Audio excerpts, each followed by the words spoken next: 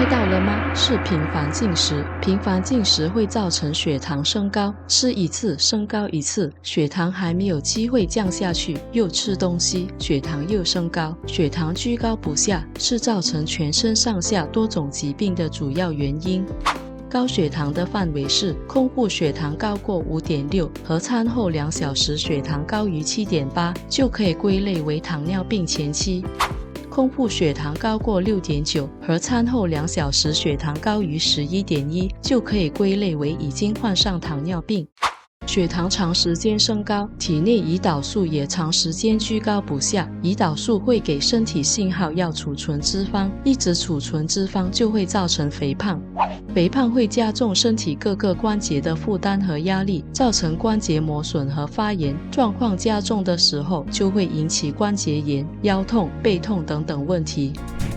肥胖的人体脂肪也高，颈部和气管周围也包满了脂肪，造成气管变窄，所以肥胖的人容易呼吸困难，容易喘，这个情况也可能造成睡眠呼吸中止症。而且肥胖的人体型偏重，行动缓慢，日常生活中引起各种不舒服和不方便，容易造成情绪低落，甚至引起忧郁症或焦虑症。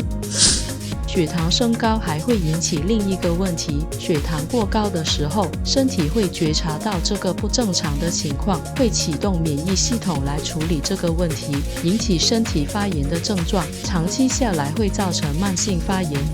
这种发炎有时会显现为上火或发热气的症状。我以前1天3餐的时候，只要吃到一些煎炸的食物，就很容易上火，引起口腔溃烂或喉咙痛。现在1天1餐，偶尔也会吃到煎炸的食物，不过几乎很少有上火的症状。这是因为1天1餐过后，血糖1天只升高1次，饭后2个小时就下降回到正常范围，所以体内发炎的程度远比之前低，就不容易上火。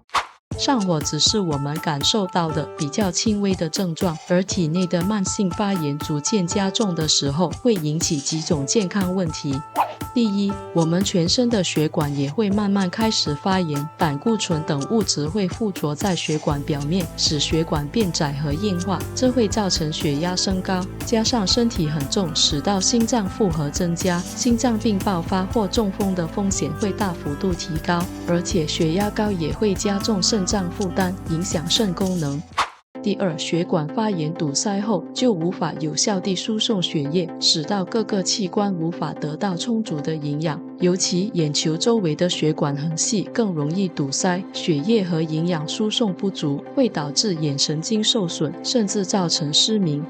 血管的破坏也会影响到头脑，导致脑神经受损，大幅度提高得失智症或阿兹海默症的风险，也会导致生殖系统功能下降，造成不孕症。可以看到，只要血管出了问题，就会影响到全身，可以说是百病的根源。第三，血糖升高后，血脂、胆固醇也会同步升高，多余的胆固醇会聚集在胆囊，造成胆结石和胆囊发炎。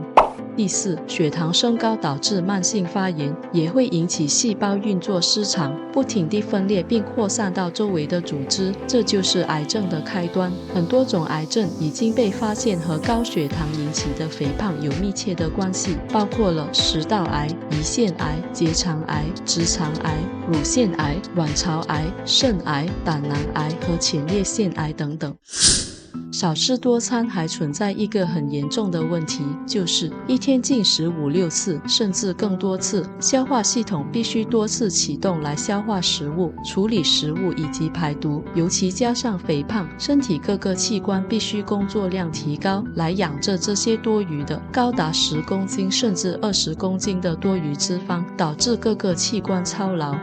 器官操劳最严重的包括了肝脏和肾脏。肝脏操劳运作来转换血糖成体脂肪，时间久了会导致脂肪肝、肝炎、肝硬化，甚至肝癌。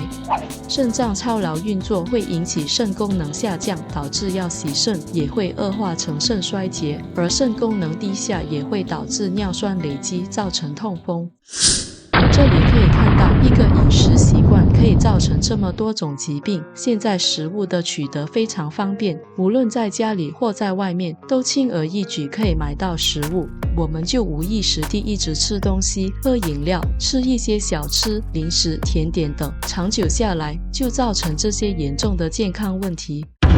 所以要有效地预防这些疾病，第一步就是开始盘点自己一天之内除了3次的正餐，到底陆陆续续吃了多少次的食物，一个饮料、几片饼干、一些水果、一些零食、一个面包等等。你会发现可能一天吃东西的次数会超过5、6次，甚至超过10次。就算吃很健康的食物，吃很少，如果吃得太频繁，还是会引起以上的种种问题。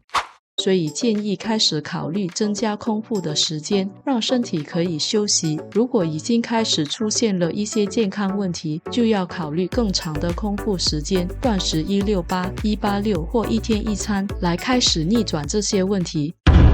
只要断食空腹超过12个小时，血糖就可以慢慢下降到正常的水平。当血糖正常的时候，引起发炎的最大因子已经消失，身体就会慢慢消炎，走向修复的方向。断食还有细胞自食和排毒的效果，也对身体修复有很大的帮助。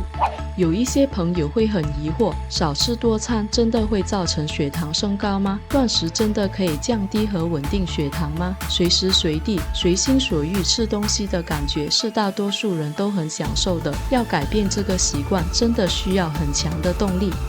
下面跟大家分享3个研究报告，显示频繁进食会造成血糖持续维持在高点，断食则能使血糖有足够的时间下到正常水平，避免身体开始发炎。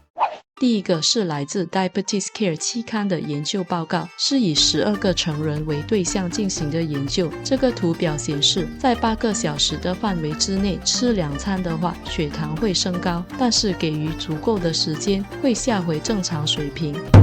但是如果在8个小时之内吃6餐的话，少吃多餐的话，虽然吃的总量是一样的，血糖值会一直维持在高点。第二个是来自 Nutrients 期刊的研究报告，是以18个成人为对象做的研究。上面的图表，研究对象是9个原本血糖正常的人，红线是这9个人一天吃3餐的血糖结果。他们每餐间隔6小时，血糖升高后可以下降回到正常范围。蓝线是同样的9个人，一天吃9餐，每一餐只间隔1个半小时，血糖还没下来又吃东西，血糖又升上去。虽然吃的总量是一样的，吃9餐的人一整天血糖都维持在比较高的范围。下面的图表是针对9个本来就有高血糖问题的人做的实验，红线是这9个人一天吃3餐的血糖结果，血糖也可以下到正常范围。蓝线是同样9个人一天吃9餐，血糖还没下来又吃东西，血糖又升上去，而且维持在很高的水平，血糖会比正常人少吃多餐高出许多。第3个研究是用小猪做的实验，把小猪分成3组，每组12只，一组一天1餐，一组一天2餐，一组一天6餐，每只小猪吃的总量是一样的。这样喂食14个星期之后，测量3组小猪的血糖。步骤是在测量血糖之前，先喂一盘食物，然后开始量血糖。可以看到一天6餐的小猪在还没有喂食之前，血糖已经很高了，喂食过后血糖还是持续维持在高点，这显示14个星期持续的一天6餐已经造成这些小猪有高血糖的问题了。然后可以看到一天2餐的小猪喂食了过后，血糖升上去一点，然后会降下来，比较正常，总体血糖比一天6餐的小猪低。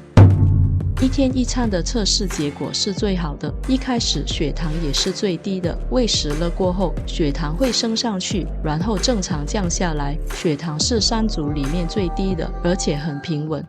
这些研究报告显示的是，频繁进食、少吃多餐会造成长期的高血糖，而高血糖会对健康造成危害。这让我们看到很明确的方向，就是只要减少餐数，尽量延长空腹的时间，就可以避免血糖升高以及后续的一系列问题。随时随地随心所欲吃东西的感觉真的很棒，我也很喜欢。不过这些研究报告和几年来经过断食减重和提升健康的体验，让我能坚定地把断食纳入我的生活的一部分，长期执行下去。你觉得呢？欢迎在留言区分享你的看法，我们下期见，拜拜。